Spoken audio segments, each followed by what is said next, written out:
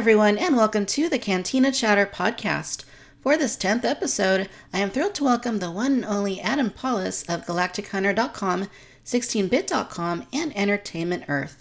He is a lifelong collector and has been writing about Star Wars collectibles for over 2 decades. In this episode, we will be discussing recent reveals from Hasbro and Disney at Star Wars Celebration 2017. Adam, hi, and welcome to the Cantina. Hey there, Victoria. Great to be here.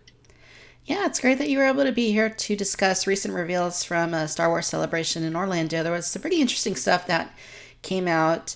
But you've been at this for a very long time. You've been collecting since the vintage days, and you've been writing about this stuff for years. I've been reading your articles for at least the last 15, 16 years or so, going back to when I'd send you Q&A back in the early 2000s, so for a while. Why are you so passionate about Star Wars and collecting, and how has it affected the rest of your life? Well, it's destroyed my life in many interesting ways. I started collecting Star Wars kind of in the middle of the original trilogy because I was born after the original Star Wars, but before The Empire Strikes Back. So I was getting this stuff when I was like 2, 3 years old. So when I was in elementary school, Star Wars was dead. It was probably it's funny because if you look at the last 40 years, there's almost always been Star Wars toys for 30 of the last 40 years. Sure. But I was a kid during that 10 years where there wasn't.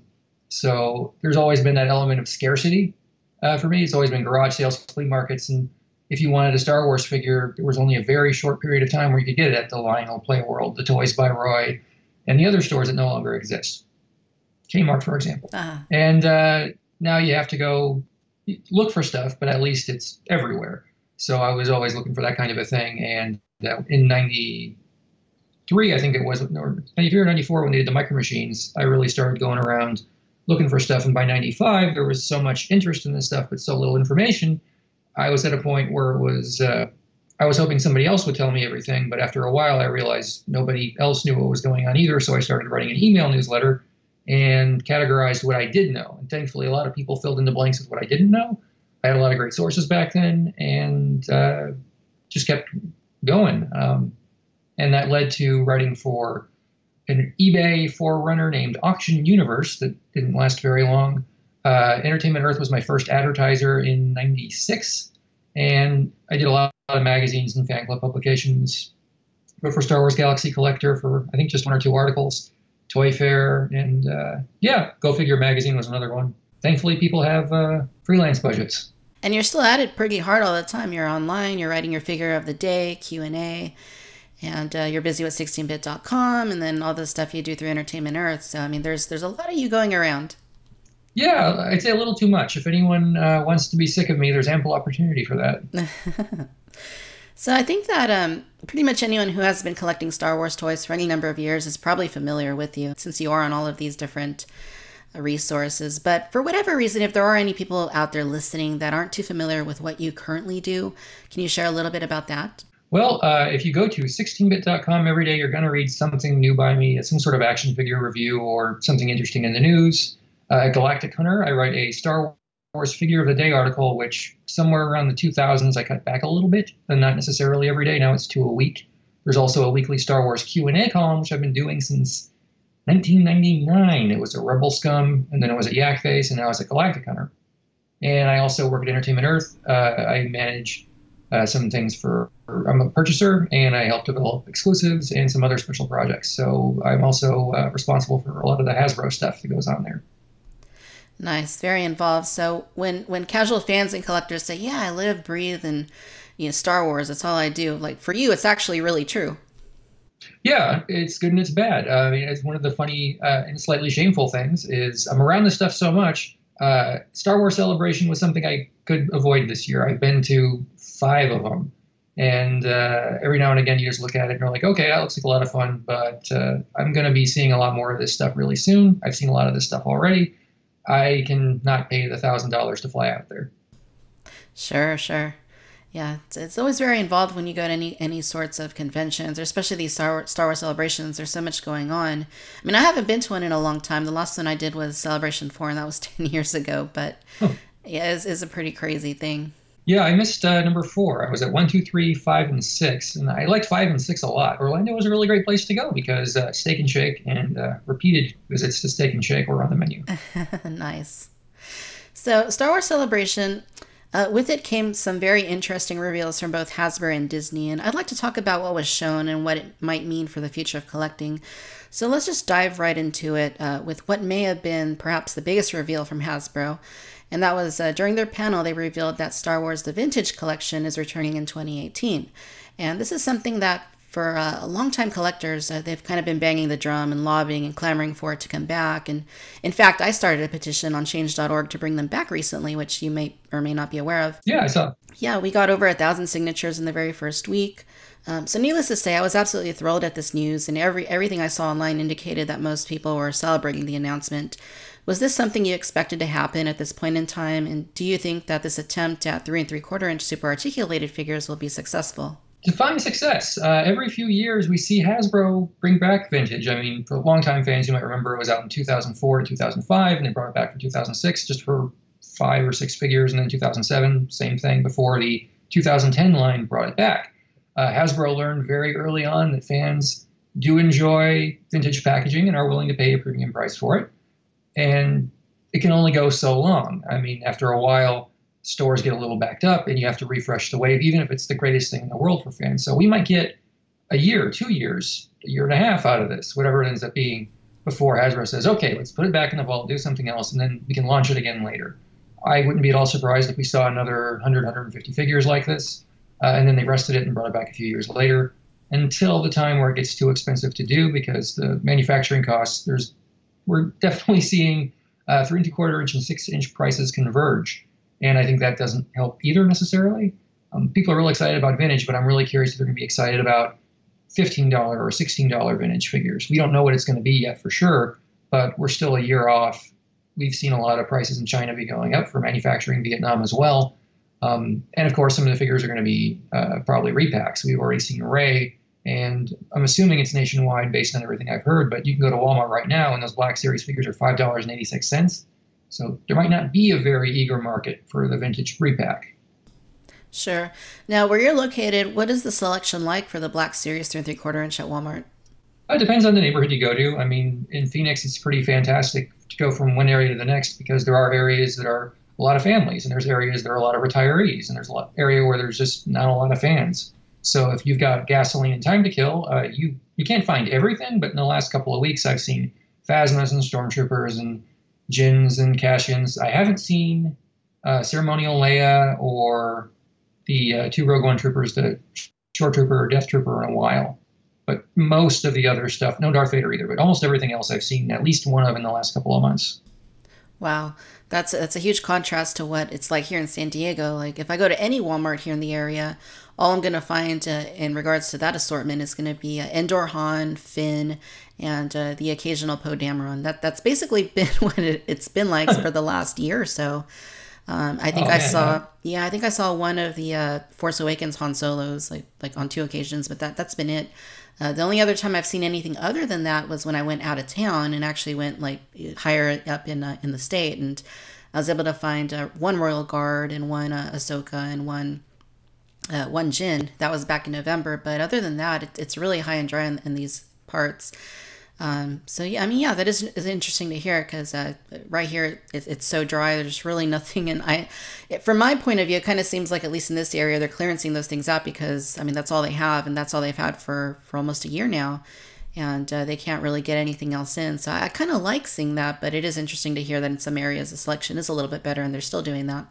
It depends on saturation. I mean, it looks like the national trend is moving toward the clearance. Like I haven't heard anyone say that they weren't 586 lately, but maybe there is somebody.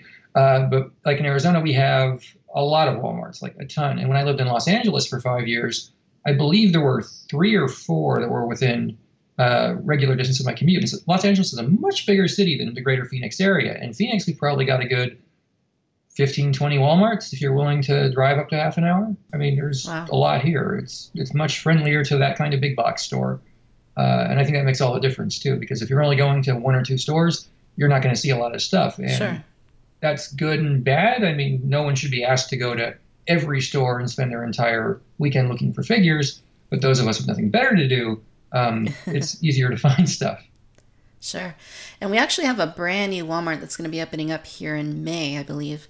So I'm really eager to see if I can be one of the first to get in there just to kind of see what they have on the pegs, see what a brand new Walmart has. Usually old stuff has been my finding. They get old cake, whatever Hasbro had sitting around. I remember there was a Walmart that opened up in Phoenix, and I want to say 97 or 98 after the whole Shadows of the Empire thing. For those of you who don't know, there was a time when Hasbro experimented with the idea of releasing an action figure line movie style with no movie for Star Wars. And the big bad guy was this Prince Shizor. It's like a lizard alien looking guy. And when this new Walmart opened up, after this was one of the worst peg warmers from that assortment for quite some time, the first thing you saw was a case of that assortment that you hadn't seen anywhere else shipping new for a couple of years because there was so much stuff just saturated. And it's just like, oh, great. So it was a while before stuff really ramped up there. Oh my goodness. Yeah, that figure, I mean, I was just a kid back then, but I remember seeing it everywhere. No shortage. And you can get them in a 2-pack, and they did them in the comic pack 12 years after that. And I'm assuming we've seen the last of him. Hopefully. Yeah. So I know you've been a supporter of 5POA, and I was too during the time that they were offering Black Series 3 3/4 inch as a mainstream line still, along with 6-inch. But once it became the only real option for most of these new characters, I sort of changed my tune to an extent. In your opinion, is Hasbro likely to keep 5POA around in 2018 once vintage returns? I expect that they will just because of pricing, and I really hope they go back to what they were doing in 2013. That's when I was really supportive of the whole 5 points of articulation because figures were $5.99, and that was a great impulse price point for parents and children. I mean, $5-6 it's not nothing, but when it comes to things like Hot Wheels cars, that has lasted decades just because no one thinks about spending $1. Sure. There are very few action figure lines available right now where you can get a figure for $5 or $6. So if the vintage figure takes the place of the Armor Up figure, which was a rotten deal at $13. That would be great because if they could, I'd love to be able to see like a simple 5-jointed Finn or young Han Solo or Lando for $6. And if they wanted to have a super articulated one 3 pegs over for $13 or whatever it ends up being, great. That's fantastic. Now when the 5 points articulation figures are closer to 8 or 9, it's a tougher pill to swallow. I don't really need spring-loaded guns. I know some kids like them. Some kids don't care. As a kid, I was always kind of annoyed when Batman had a weapon so big it made him fall over. And The Force Awakens had some of those, and Rogue One had a lot of those. Sure. Yeah, that was a good time in 2013 when they kickstarted all of this 5POA action figure line. And it was kind of the thing where you already had most of the figures in super articulated form, so it was kind of more like a novelty to be able to pay $6 and get a 5POA version of them. And for a while, that was pretty fun. And then when it came around to The Force Awakens, and they kind of stopped doing that. And now it was all of a sudden, all the new stuff was 5POA. And if you wanted a Rebels figure, you couldn't really go get a super articulated version of it. It was either take it or leave it. That's what you're getting. But yeah, during that time earlier on when they kickstarted that, I think it was a pretty fun thing, especially getting a lot of those classic characters and having very reminiscent aesthetics to their vintage counterparts, especially.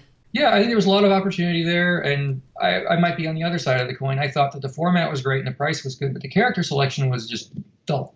And that's my problem with a lot of, personally, with a lot of the stuff in the last 2 years, just because 3 3/4 inch, starting around the vintage collection, actually, the new to old ratio wasn't exactly great.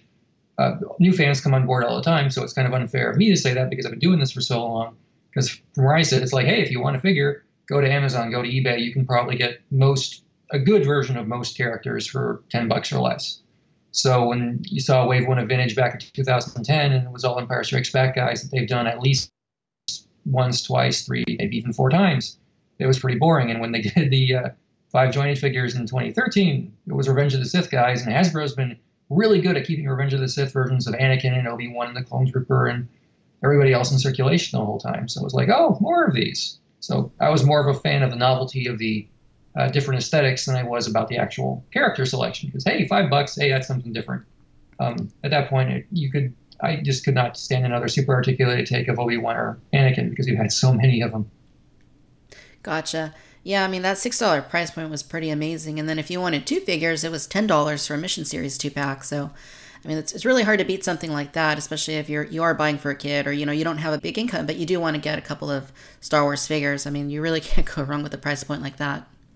Oh, absolutely not. I mean, that was one of the great things that came out of Hasbro right after episode 1. I want to say it was an investors conference where they were saying that they discovered at the then high price point of $6.99 per figure, kids weren't collecting and collectors were being a little bit more selective because the higher price point changed an action figure from a toy, a consumable, something you just buy for fun, to a souvenir. You see the movie and you buy a figure to represent the fact that you've seen it. So collect them all was something that started to ebb a little bit around then. That was a long time ago. Right. So 2 upcoming exclusives for San Diego Comic-Con were announced. First, there's a Star Wars The Black Series 6-inch Grand Admiral Thrawn figure. And that comes decked out with many of the key props he had in his office in Star Wars Rebels. And that figure is going to be $49.99, or you can wait until this fall when the basic release comes out for $19.99. So that's quite a markup for a few little accessories. What are your thoughts on this particular exclusive? It seems consistent with what they've done previous years, where you get a little something and they charge a lot something. It's always kind of weird and painful and interesting and fun. I mean, the San Diego Comic-Con experience involves a lot of waiting in lines, and I've never been a super big fan of that. The premium price doesn't exactly help, but some of these are lower run items, and I always wonder if the higher price point is done in part to prevent people from buying a few too many of these things. I mean, I don't think it was as much of a markup that will actually prevent someone from buying 6 of them to flip on eBay, but it might, give them a reason to pause and think about it. Based on all the accessories, the new sculpting, and the paint apps, and the fact that they're not going to be reusing it, I don't think 50 is too outlandish with this fancy box and everything else. But on the other hand, if they just released a normal $20 Thrawn and never did a special version, I don't think I'd miss it. True. Very good point. Yeah, the lines and the switchbacks at, like last year at Comic-Con, it was pretty horrendous. Like, basically, they close off the line, as I'm sure you know, after a certain point, and then you just have to keep walking back and forth. They don't let you queue up to get in the line. So they're like, nope, you got to keep walking, come back and check again. And I mean, if you're lucky, within a few hours, you'll catch it when the line's open. You can jump in there. But yeah, it's never a fun experience at all. Yeah, I remember back in, was it 2001 maybe it was, when they had the silver, I want to say Clone Trooper and Boba Fett. It was great because the lines were short. No one really cared. But since they've made it a store and they had a separate booth just for the shop, which they didn't used to have, I think having that line is a real PR coup for them because people will write in the press, Hasbro toys are so hot, people are lining up at the hottest convention of the year just to get the stuff.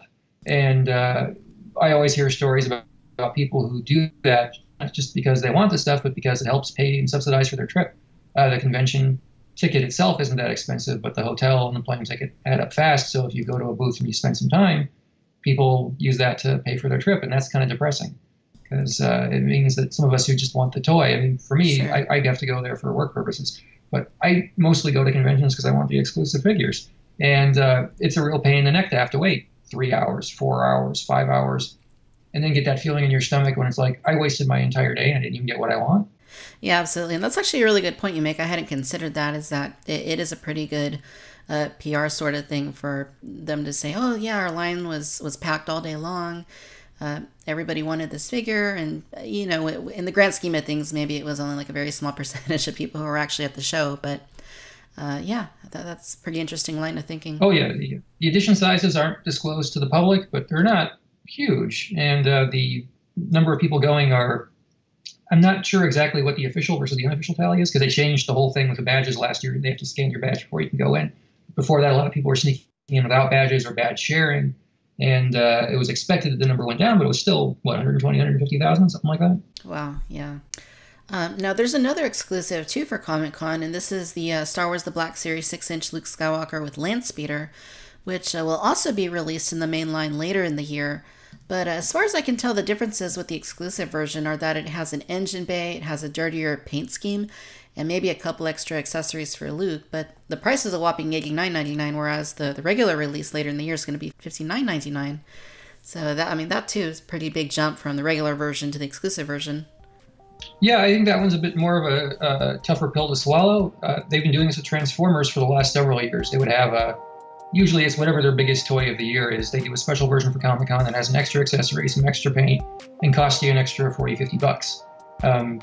I got one of them, the Metroplex Transformers one, and it had like chrome thighs and little, if you're very old out there, boys and girls, Muscle Men or Monster in My Pocket style Transformers minifigures, like the whole Kinkeshi type thing. It was cool, but was it worth the premium price? And after I got it home and looked at it, I realized the answer was no. So with Devastator and Fortress Maximus, I was fine with the regular versions. Like if it's missing a sword or some chrome paint, as a fan, I just want something to play with. So I don't need that. With the Land Speeder, it's probably going to be the same way. If I want one because that dirt paint job looks really cool. But if I miss it, I don't know if I'm willing to pay the secondary market tax to get one. It's gorgeous, and it's really neat to see that Hasbro looks at what Hot Toys and Sideshow are doing and saying, like, we can make something better. But in the world of limited edition video game releases, because I follow way too much stuff, a long time ago, a guy named Victor Ireland at Working Designs was working on Lunar the Silver Star, and they were going to do a regular edition for $40 and a special edition for $80. And during production, they figured out, wait, if we just do one version and only do a special edition, we can bring down costs quite a bit because we're making more of one thing instead of two different SKUs. And they got the limited edition down to $60, which is right in the middle. And you got all this great bonus gear, like a map and little standees and fancy things. If Hasbro, I'm sure they're doing this partially just because they have to do something special for the biggest convention in the world. But if they just made one version, they could probably get it more in the middle, sell just as many units, if not more of them, and hopefully not give that whole fear of missing out to fans, which for me is one of the more painful experiences of the whole convention going experience. Yeah, totally. And I mean, they even throw them online a lot of the time after the convention's over, but I've never had any luck. Like, unfortunately for me and for you too, I assume, is that when they put these exclusives up on HasbroToyShop.com, it's like at 4 a.m, like my local time. Yeah, I mean, it may as well not happen. I mean, the only exclusives I've ever had the opportunity to buy online are the ones that just didn't sell out. And, you know, there are items that aren't Star Wars that last for months. In one case, I think there was something that was close to a year or more. But most of the stuff does sell pretty quickly. And if you like Star Wars, if you weren't there, you're out of luck. And even if you are there, sometimes you're out of luck. Yeah, absolutely. And that was the case for me last year.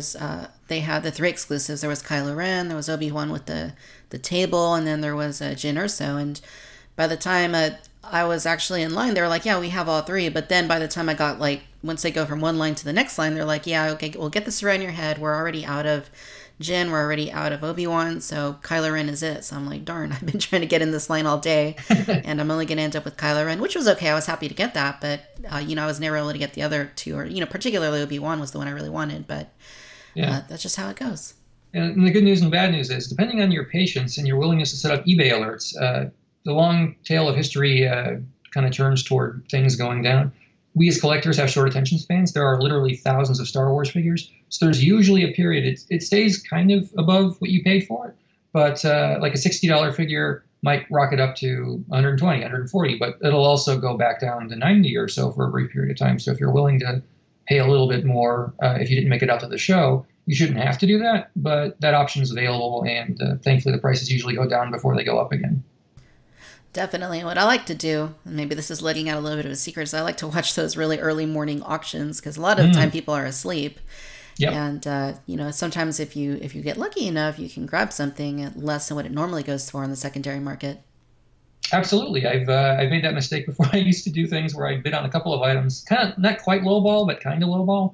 And I'd bid on 2 or 3 at a time because I never get them. And then one time I actually won a couple of things that I didn't need 2 of. And I was like, shoot. But, you know, that's what happens. So one thing I'm not really looking forward to is the size of these boxes. As you know, Comic-Con is ridiculously crowded. Oftentimes it's hard to even move. So it's going to be a bit of a pain to carry these around all day, providing that I'm even able to obtain them. Yeah, I know the feeling because I fly into San Diego because of I don't live there. And I'm always I usually have to take public transportation to get back to the airport. So I've got my suitcase and I'm bringing bungee cables packed of these huge cardboard boxes I find on the floor and throw my stuff in and tape shut and use as extra luggage. So I've had times where I've had a stack of boxes as tall as I was going back to the airport, and I'm barely carting these things around. I really wish they could do something for more efficient packaging because for some people it's a commuter show and for some people it's their annual family destination. And unless you fly Southwest, I don't think a lot of other people give you 2 checked bags for free. So, you know, if you get the stuff in your car, you're fine. But if you're flying home, there are limits to what you can bring. And some of those items, like that giant aircraft helicarrier a few years ago, it's like, how are you supposed to get that home? Right. Yeah, this time I'm bringing my husband along with me. I'm dragging him to the show, so I'll put him to work. Hopefully he can carry these around for me. But yeah, that's one thing I do like, and this is about Disney, but if you go to Disney, you can ship home whatever you buy. So that's a pretty cool little extra service that they offer. Of course, you have to pay for it, but I mean, it'd be kind of cool if other sorts of conventions did that too. I wouldn't expect them to, but it would be cool. I remember Celebration Orlando had a FedEx booth. They lost something of a friend of mine's that he bought, and that didn't work out so good. I think there's a FedEx booth in the San Diego Convention Center, but I've never used it. Huh, interesting. So another exclusive they did announce was the Toys R Us Commander Gree 6-inch Black Series figure, and it's going to retail $24.99. I guess they said that the extra paint ops that it has necessitate the higher price point. So as a clone nut, I'm pretty happy about this one, and I think it's going to be fun to get more clones. But do you think this will be a hit at the higher price point at Toys R Us? I wouldn't put all your money on it being at a higher price point. Hasbro doesn't set SRPs, which is something that I guess legally they can't, but it's also kind of inconsistent. Like when they announced the GameStop exclusive for $19.99, R5D4 was $22.99, not $19.99. There's no guarantee that Toys R Us is actually going to market $24.99 when it comes out. It probably will, as it said in the presentation. But more often than not, I've seen that Hasbro price announcements don't necessarily correlate to what's actually being charged. With some of the Entertainment Earth items, the prices haven't matched up. It's just, sometimes they make up a price and they don't actually ask, or they're just assuming based on what other similar items have sold. So, not a knock against Hasbro, it's just how it works out. You don't always communicate with everybody when you were doing these things, because we certainly didn't ask them, and they certainly didn't ask us. I think it's going to sell just fine. I mean, if theirs was the hover tank pilot last year, and that seemed to do okay. But the funny thing there is some locations you go to Toys R Us and there's like 40 of them and they don't sell. And other places they've got like 2 and they're gone in a day. Right. But I expect it'll do just fine. I mean, there hasn't been a lot of prequel stuff in the last 3 years, 4 years. Mm-hmm. So yeah, it should do just fine. It's colorful. It's cool. Yeah. And I mean, it's a nice compliment to the Entertainment Earth set that came out last year with the 4 different Revenge of the Sith clone troopers. So that'll be cool. Still available at entertainmentearth.com. Nice. The only thing about Gree, though, is that you can't army build him. Well, I guess you can, but the armor is very character specific. So I wonder if that'll have any effect, or people will just be like, nope, we don't care. We're going to buy it. I think people are going to buy it anyway. If it has the exclusive sticker on it, people seem to gravitate toward that quite nicely. So yeah, I don't know. I mean, not everybody. I'm curious how army building's really changed as a part of the hobby in the last few years, because I know some people specialize. They don't buy one of everything. Those people, I assume, are much happier than I am, because when you buy one of everybody, after a while, when your army building, even though you don't intend on it, like with The Force Awakens, if you bought one of every item that came out in 3 3/4 inch, you probably would have 5 or 6 different stormtroopers. Right. Yeah, army building was a huge thing about a decade ago. I know that they were constantly pumping out, like during the Saga collection and beyond that, just all kinds of clones, all shapes, sizes, colors, and everything. Yeah, they really didn't seem to get religion about army building until, I want to say 2002, 2003, because like back in the 90s for Power of the Force, stormtroopers were really scarce for a long time, and they even stopped shipping them for a few waves. But by the end, when figures were down to $2.99 with $2 coupons on them, you could get pretty much as many as you wanted, but that took years to get to that point. And Clone Trooper collecting really didn't go nuts, I'd say, until 2005 with Revenge of the Sith. Yeah, 2005, 2006, 2007. Yeah, it was just, those lines were very heavily clone focused, which was good. I was happy about that, but at a certain point, it's like, oh, how many clones do I need? Yeah, I mean, I love the figures, and I think a lot of us, I'm curious to know how you are with this. A lot of us were buying figures, we're putting the cart before the horse, because we always expected there would be a big Death Star or Star Destroyer, some big thing you can use with all your troopers, and that never came to be. Sure. I guess the closest we would have would be like the ATTE or the Clone Turbo Tank. Yeah. I mean, and that worked out pretty well too. But for those of us who bought a lot of Stormtroopers and Death Star commanders, it's like, oh, what do we do with these? Right. Maybe someday. Maybe. So the next exclusive is the GameStop Black Series 6-inch. This is the Inferno Squadron pilot from Star Wars Battlefront 2 or Battlefront 4 or 5, depending on your point of view. Obviously, this one is just a repaint, and it looks kind of cool, and it's kind of the type of figure I'd like to see as an exclusive, since it's nothing terribly remarkable personally. Do you think something like this would be a hit, or do you foresee them maybe clearancing these out after a while? GameStop tends to clearance things pretty quickly if they don't sell, but I've been going to their stores a lot lately to get R5D4, which I was surprised to see just came out. And it seems to be doing just fine. So without the vintage packaging, I assume it'll still do just fine. Video game figures historically do pretty well. They sell pretty quickly. And if you miss them on the original, whatever original venue is, you usually are sorry. I assume this will be no exception. If the figure's out day and date with the game, people will probably get the game and get the figure at the same time. And I am already kind of grinding my teeth and worried if I'm going to have to drive around to a million GameStops. Well, they had the pre-order up online. I went ahead and grabbed one this morning because I don't like chancing things anymore. But yeah, I mean, that is an interesting point to bring up, is that a lot of the time these video game exclusives are very popular when they come out, and they're pretty hard to obtain. I think the one that gave me a really hard time to find was, I think it was in 2008 when The Force Unleashed came out, and they had the Stormtrooper Commander. That one was really hard to track down, but luckily I lucked out on one visit. But yeah, I mean, even when you look at these Force Unleashed exclusives and stuff, you know, at this point in time, I mean, some of them still fetch a pretty high premium, especially like those multi-packs from Toys R Us. Yeah. I remember that Stormtrooper Commander. I had to get mine off of eBay because every GameStop I went to said, "Oh, we're not giving that away with pre-orders." And I know there was widespread speculation that was never confirmed that some of them didn't necessarily make it to the store shelves or to the customers, but other people said they did get it. So I don't know what happened there. I'm very glad that they reissued it as a Comic-Con exclusive a couple years later too. Yeah, definitely that did help.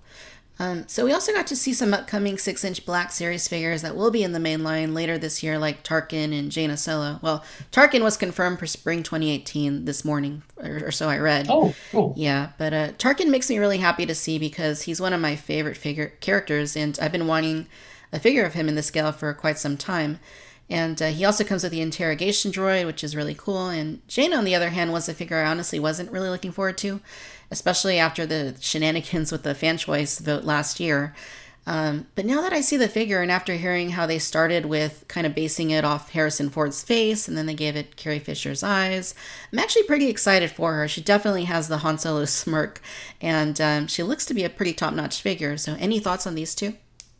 I completely agree with you. Jaina Solo, I felt the exact same way. It was last year at the panel when they were announcing that, hey, we had a real surge of last-minute support to the tune of thousands for this figure, just sitting there like, but it looks good. They did a fantastic job with it. And based on what I'm seeing, we're doing Fans' Choice at Galactic Hunter this year. On the first day, they're already stuffing a battle box for another legacy character. So I guess we're going to have to get used to that.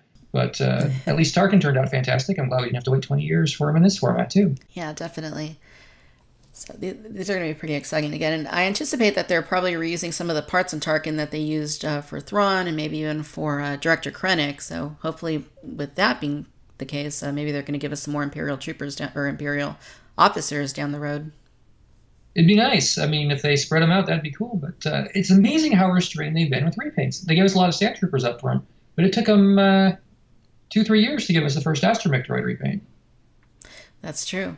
That Toys R Us set has been pretty hard to find. I think I saw it like once. I was like, it's a little pricey. I'm going to wait. And I don't think I ever saw it again. Yeah, I remember I saw it last year after Comic-Con. And because I'm nuts, I always buy this stuff immediately when I see it now because I don't want to. I've seen enough things. It's not always good to wait. Sure. And it's always good to support stuff too, just so that way if it sells at full price, they'll do another one. And this one just flew out. It was originally supposed to be for Comic-Con. It didn't make the boat. And I don't know if that means they made less of them or what, but I don't think I saw them by the fall last year. It's pretty crazy. Yeah, I mean, it's unusual because that's when you have something at a higher price point like that, usually it doesn't always sell out. And it turned out well. I hope they do a couple more. But I do appreciate that they're not overwhelming people with astromech droids. That's Disney's job. True. So let's talk a little bit about Forces of Destiny and the new line of 11-inch doll/action figures Hasbro's bringing out in August. So this is a new format for them, but one that I am pleasantly surprised about. Some of them look a little odd, but I'm digging Leia and Rey at least. Do you think a line like this can resonate with its targeted demographic of younger girls and perhaps even collectors? I'm hearing a lot. I hate to throw this back to you, but I'm really curious to see what you're planning on buying, because one of the questions I keep asking everybody now that it's public, I got to see these a little bit earlier, was, so are you going to buy them and who are you going to buy them for? And I'm getting a lot of non-committal answers, which is kind of worrying. I think it's a great concept because Disney Descendants is kind of the exact same thing, and Hasbro did pretty well with that. Monster High is very much like this, and that really took off at Mattel. So the whole idea of let's take a property and make it into dolls for a younger female audience, it usually works. Ever After High, I don't think did as well, but don't quote me on that. They look pretty good. They're nifty. It's Star Wars. Chewbacca is going to be the new gag figure of the century. But I think the Jen turned out great. Rey turned out great. I may not quite share your enthusiasm with Leia, but seeing the sidekick figures and seeing that they're doing a Luke is kind of neat. When I first saw them, I'm like, oh, this is a great idea. So after you do both girls in Star Wars, what are you going to do next? Because, there's just not a lot of women in Star Wars, unfortunately. So hopefully this will encourage the movies and cartoons and everything to bring more than dudes out there so you can keep this line going. But I don't think collectors are going to go for it. I hope there's enough dads out there who are going to buy it for their daughters and enough aunts and uncles for their nieces as well. I don't see it having legs, which means I'm going to be dead wrong and people are going to play this quote out of context in 2 years. Yeah, I think they look pretty fun. I mean, I'm definitely interested in seeing the animated series or whatever it is, however long it's going to be for this show. But as far as these figures go, I think they look pretty cool. I mean, there's Ahsoka, who I saw the other day, and she looks really nice. I like Leia. I think she looks nice. Yeah, Rey looks cool. Jin looks pretty cool. Personally, I'm probably going to pick some of them up and, review them and all that stuff. But I don't know if I'd go for the whole line. I guess I'll have to see what they're like, what my impression is based off the first ones that I pick up. But I mean, just from what I've seen in the photos, at least, I think it's going to be a pretty fun line. And yeah, and if I had any, I don't at this point, but if I had any nieces or daughters or anything like that, I think I would certainly buy some for them. Yeah, it's definitely a worthwhile endeavor. I mean, we've seen this whole paradigm with Nerf. They did Nerf Rebel, which was more pink and blue and bows and arrows than the usual Nerf blasters. I always was assuming they would just put a girl on the box and maybe offer the same things in more colors, but it's a different product line. And the whole, do you really want two separate lines or do you want to have one great line for everybody? And that's the same problem we've had with, I'd say 3 3/4 inch with the super articulated and the 5 jointed figures, as well as 6 inch. You start having a line that, as a monolith, can be really successful. Like in the 1990s, Power of the Force, you had one action figure line, and everybody bought the one action figure line. And then with the prequel, it splintered a bit. Some people went prequels and everything, and some people just stuck with the original trilogy. And then Clone Wars happened, and then some people went, original trilogy only, some just went movies, and some went everything. And every iteration, it usually seems to split up a little bit, except for like Lego, because Lego just appealed to every child in the world and had tremendous success. And Pop Vinyl with Funko, it does really well. I'm always worried with Hasbro that they're diluting the possible audience just by making more and more stuff. But it also increases the potential audience because there's never been a line of Star Wars figures beyond just that Padme doll in '99, I think, that really focused on women. So if it brings more collectors into the fold, that's great because then you can sell more FX lightsabers, more cosplay items, more Anovos things for conventions. I mean, that'd be great to have more Star Wars fans in general. This is a stepping stone to get more of us, then we can keep going forever. Yeah, very, very good point. Now, going back to the Power of the Force 2 in the 90s, they had the Princess Leia collection. Would you say that was something that was targeted more towards girls, or was it kind of more a general, like, collector type thing? If I remember what they told me at the time, that line and the line of the beanie toys called Buddies were developed by the Kenner Girls department, but marketed to the boys audience. So they always meant for it to go on the action figure aisle and go to the same group that always bought the other stuff. But it was developed by a different team, which I thought was really curious. Or at least that's what they told me. Oh, that is interesting. I thought those were pretty cool back then. Even the Buddies, those were, I mean... I love those. Like the Jabba, he had like kind of like this leathery skin. Max Rebo is still one of my favorite Star Wars collectibles. They had a bunch of other ones they were going to make and never got out. I had an opportunity to see some of them, and they were really cool. It's one of those things I kind of wish they brought back, but, there's always things come and go, and, toy formats that you think are going to be around forever just kind of die off. It used to be a time everybody bought comic books and trading cards, and that went away. And now there's definitely a feeling that action figures aren't what they used to be, and that's a little scary. Right. It seems like, from what I've seen anyway, and if you talk to people that buy toys that aren't really like hardcore collectors, a lot of the time what they're going to be buying is the Funko Pops for whatever reason. Those seem to be a pretty big seller, and I mean, I have a few of them, but I don't think it's the kind of thing I would go all in on. But from what I've seen, it seems like people kind of like to go for those if they're not a huge collector.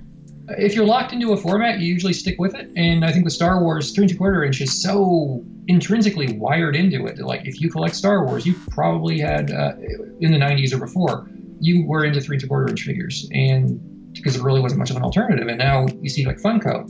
They have a shindig at Comic-Con. They rent out a hotel ballroom. There are hundreds of people. There are DJs. There are cosplayers. There's food. It's catered. It is the most amazing toy party experience I've seen in my entire life. I've been lucky enough to go to a couple of them.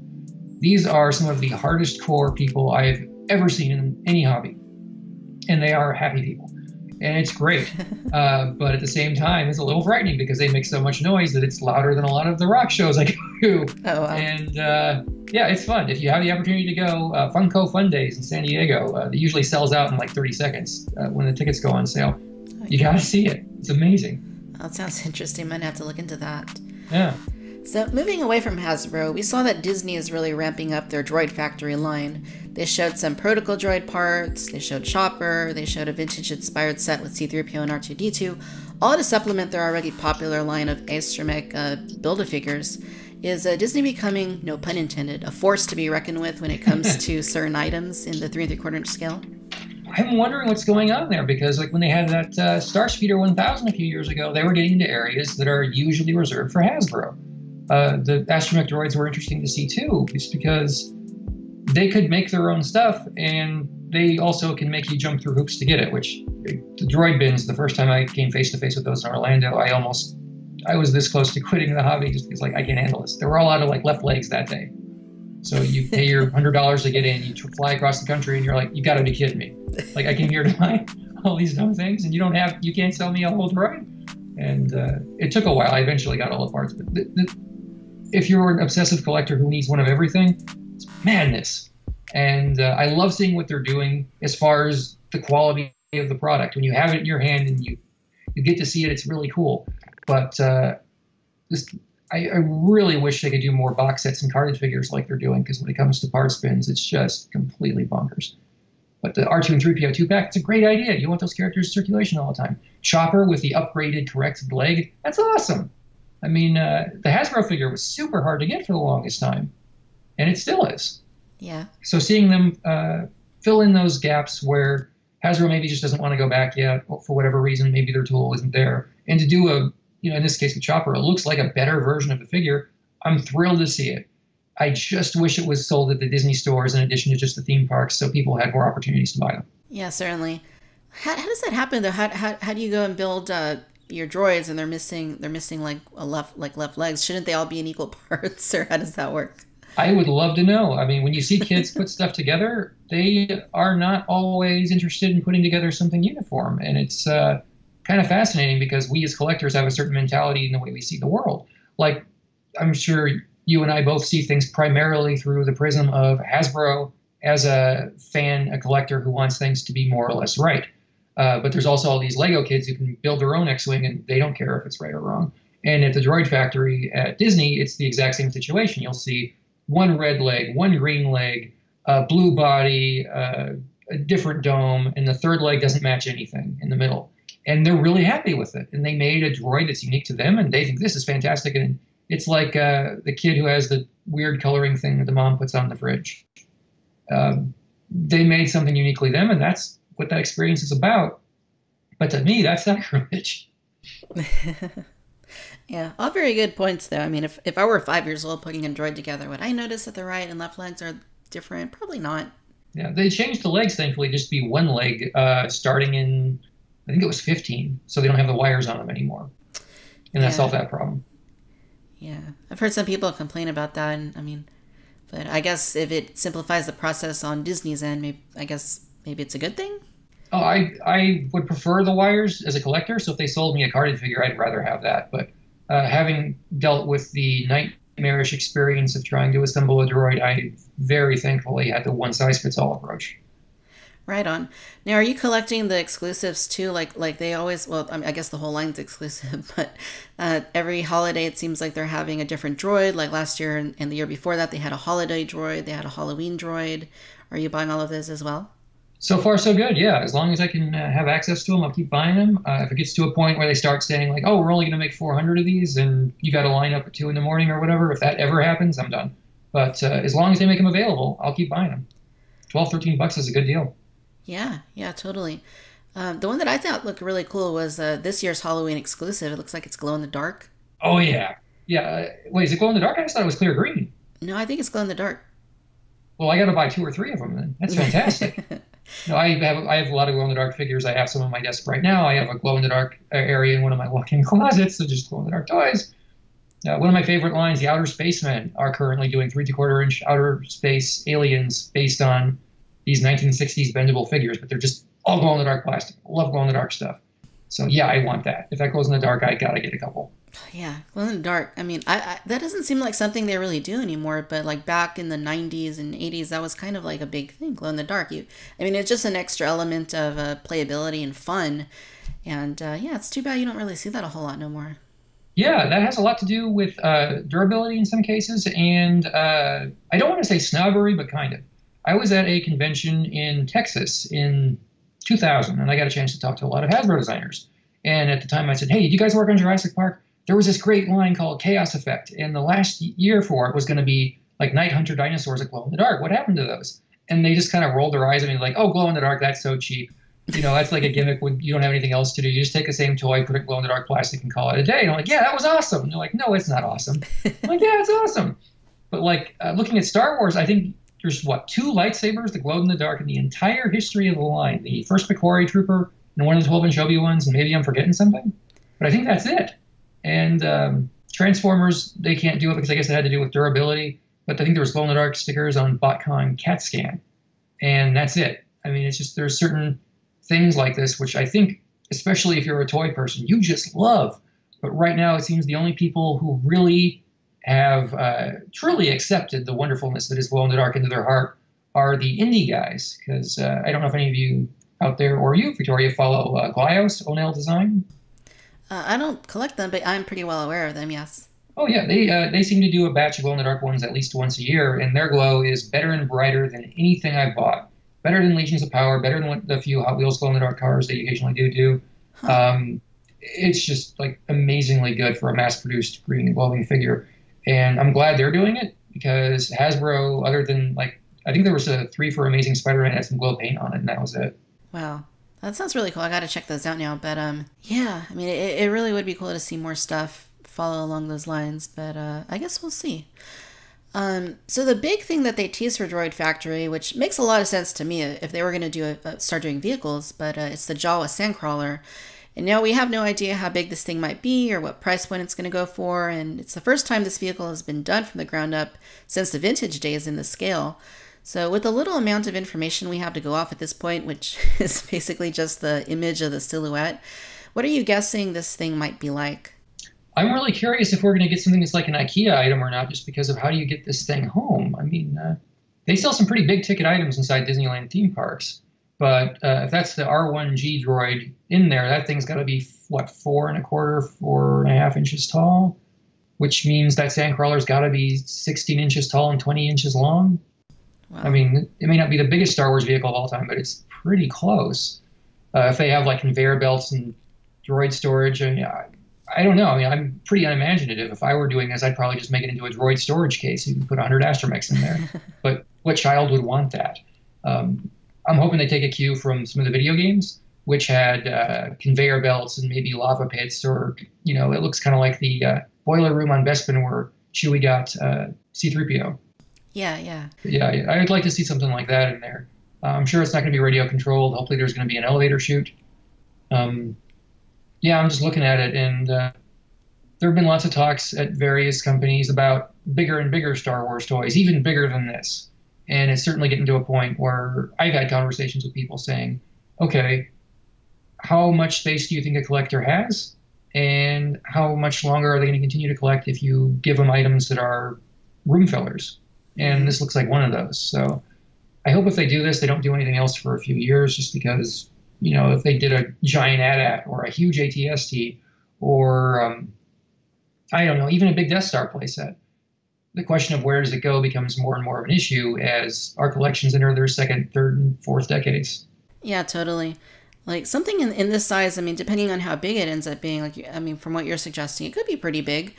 I mean, I could still see myself buying it because I love the Sandcrawler, but yeah, like I bought the Star Speeder 1000. They luckily enough they brought it back out last year, and they kind of sort of updated it. They gave it a new little little disc for the Force Awakens, so it has the extra audio. But I mean, yeah, that thing it's awesome, but it's huge. It takes up a lot of space.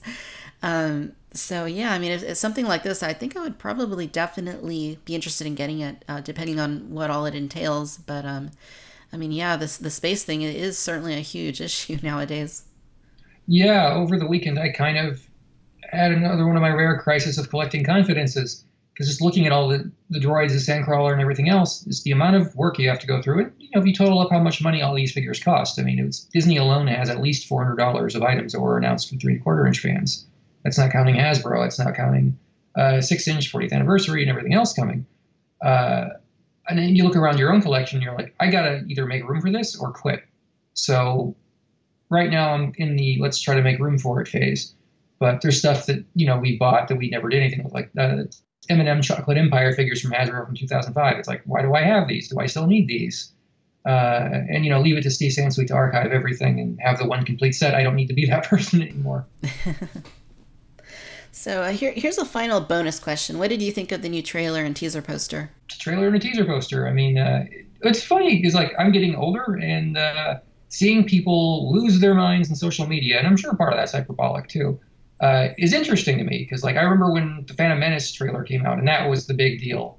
And then we saw the movie and people were a little less excited. I still had a great time. I left the theater happy, but I think I was the only one. And it looks like there's nothing I saw that was bad. It's great that they say like, okay, so this guy's in it, this guy's in it, she's in it, she's in it. Here's somebody new. Enjoy. It's like, okay, I mean, I hate to be a downer, but it's just like, yeah, it looks like it's going to be fun. And Sure. That's what I took from it. Right on. Yeah, I felt kind of similarly. I wasn't blown away or anything by it, but I mean, it's cool just to kind of get a little bit of a glimpse of what's in store. But I was especially excited for the teaser poster. Like when I saw that, I loved it. I mean, I really want to get one framed, but Disney doesn't make it easy, it seems like. No. Yeah, I used to do a lot more with posters too, but it's going back to the space issue. It's like after a while, it's like, well, what have I done with my posters from the past 25 years? Like, I really don't need another poster. But it is a gorgeous poster. I hope they put it on a lot of merchandise. Maybe you'd make a nice T-shirt, maybe you'd make a nice hat. Whatever they feel like doing with it. It's a great image. And, if Code 3 was still doing those poster statues, I'd probably want to get one. Oh, yeah. I hadn't thought about this in a while, but now that you mention it. Yeah, those are super cool. I mean, I'd love to see something like that.